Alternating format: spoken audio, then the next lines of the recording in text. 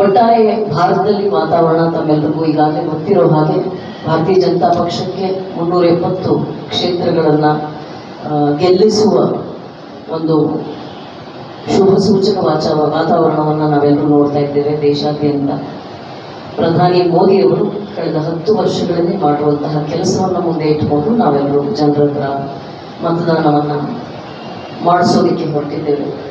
ನಮ್ಮ ಪರ ಜನ ಮತವನ್ನು ಚಲಾಯಿಸಬೇಕು ಅನ್ನುವ ಮನವಿಯನ್ನು ಮಾಡಿಕೊಳ್ತಾ 2014ಕ್ಕೆ ಮುಂಚೆ ಭಾರತ ಹೇಗಿತ್ತು, ಯಾವ ಆರ್ಥಿಕ ಸಂಕಷ್ಟದಲ್ಲಿ ಭಾರತ ಇತ್ತು, ಭ್ರಷ್ಟಾಚಾರ ತಾಂಡವವಾಡ್ತಾ ಇತ್ತು. ಈ ಲಕ್ಷ ಅಂದರೆ 5 ಕೋಟಿ ಅಂದರೆ 7 ಲಕ್ಷ ಕೋಟಿ ಅಂದರೆ ಎಷ್ಟು ಸೊನ್ನೆ ಅಂತ ಸೊನ್ನೆಗಳನ್ನು ಎಳಿಸ್ತಾ ಇದ್ದ ಕಾಲವನ್ನು ಒಮ್ಮೆ ನಾವೆಲ್ಲರೂ ಸ್ಮರಿಸ್ಕೋಬೇಕು. ಎಂತಹ ಭ್ರಷ್ಟಾಚಾರದ ಹಗರಣದಲ್ಲಿ ಎಷ್ಟು ಸೊನ್ನೆಗಳಿವೆ ಅನ್ನೋದನ್ನು ನಾವೆಲ್ಲರೂ ಎಣಿಸ್ತಾ ಇದ್ವಿ. ಹಾಗೆ ಎಷ್ಟು ಭ್ರಷ್ಟಾಚಾರದ ಕೂಪವಾಗಿತ್ತು ಅವತ್ತಿನ ಭಾರತ. UPA ಅಧಿಕಾರದಲ್ಲಿದ್ದಾಗ ಪಾಲಿಸಿ ಪ್ಯಾರಾಲಿಸಿಸ್ ಇತ್ತು. ಯಾವುದೇ ರೀತಿ ಸರಿಯಾದ ನೀತಿಗಳನ್ನು ಸರ್ಕಾರ ರೂಪಿಸಿರಲಿಲ್ಲ. ಆಡಳಿತ ಸಂಪೂರ್ಣ ಹದಗೆಟ್ಟಿತ್ತು. ಅಂತಹ ಒಂದು ಪರಿಸ್ಥಿತಿಯಲ್ಲಿ ಮೋದಿಯವರು ಪ್ರಧಾನಿ ಆಗುವಾಗ ನಾನು 2013 ಚುನಾವಣೆಯನ್ನು ವಿಚಾರ ಇರೋದಿಲ್ಲ.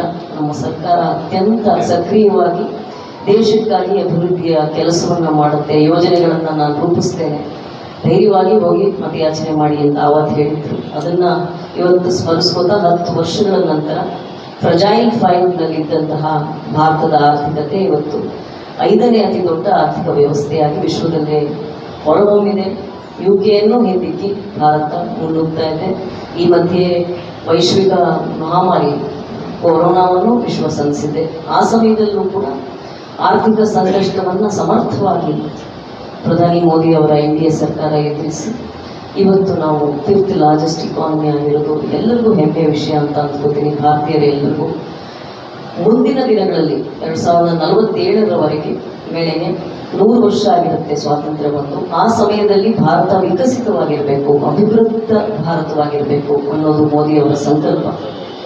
ಆ ಸಂಕಲ್ಪದತ್ತ ನಾವು ಜೂನ್ 4ರ ನಂತರ ಅವರು ಮತ್ತೊಮ್ಮೆ ಪ್ರಧಾನಿ ಆದ ನಂತರ ಅವರು ಹೆಜ್ಜೆಗಳನ್ನ ಹಾಕ್ತೇನೆ ಅನ್ನುವ ಭರವಸೆಯನ್ನು ದೇಶಕ್ಕೆ ನೀಡಿದ್ದಾರೆ. 3ನೇ ಅತಿ ದೊಡ್ಡ ಆರ್ಥಿಕ ವ್ಯವಸ್ಥೆಯಾಗಿ ಭಾರತವನ್ನು ನಾನು ತರ್ತೇನೆ ಅನ್ನುವ ಭರವಸೆಯನ್ನು ದೇಶಕ್ಕೆ ನೀಡಿದ್ದಾರೆ. ಮೋದಿಯವರ ಎಲ್ಲ ಯೋಜನೆಗಳು 4 ವರ್ಣಗಳ ಸುತ್ತ ಇರ್ತವೆ ಅನ್ನೋದನ್ನು ಅವರು ಬಹಳ ತಮ್ಮದೇ ಆದ ರೀತಿಯಲ್ಲಿ ಅತಿ ಸ್ಪಷ್ಟವಾಗಿ ಹೇಳಿದ್ದಾರೆ. ಈ 4 ವರ್ಣಗಳು ಬಡವರು, ಯುವಕರು,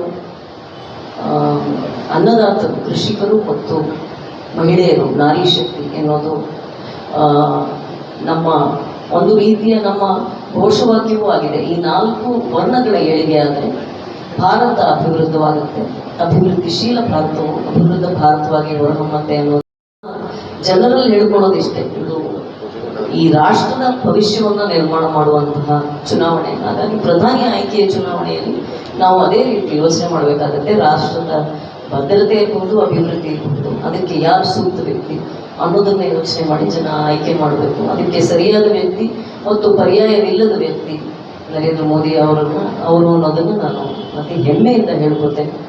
ಹಾಗಾಗಿ ಪ್ರಧಾನಿ ನರೇಂದ್ರ ಮೋದಿ ಅವರು ಮತ್ತೊಮ್ಮೆ ಗೆದ್ದು ಬರಲಿ ಅನ್ನೋದು ನಮ್ಮೆಲ್ಲರ ಆಶಯ ಮತ್ತು ನಮ್ಮೆಲ್ಲರ ಪರಿಶ್ರಮಕ್ಕೆ ಅದೇ ಗುರಿ. ಧನ್ಯವಾದ.